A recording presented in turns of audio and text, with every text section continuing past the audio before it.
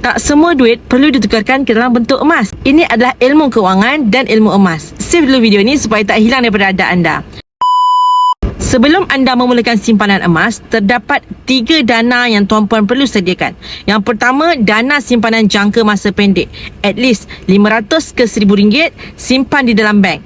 Digunakan untuk hal-hal kecemasan seperti tayar kereta pancit ataupun lampu kereta rosak ataupun anak demam dan sebagainya. Yang kedua adalah simpanan dana jangka sederhana. At least 1 ke 3 bulan gaji.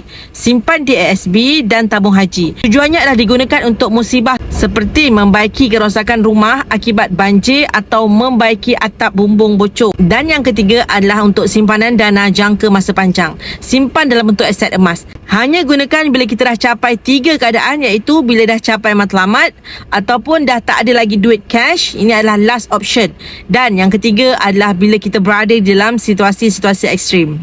Jom sama-sama kita kukuhkan keuangan dengan simpanan emas. Kalau betul-betul nak keluar dari kesempitan, insya-Allah akan ada jalannya. Yang mana nak mulakan simpanan emas, boleh klik link di bio Safia Sophian. Saya bantu sebaiknya.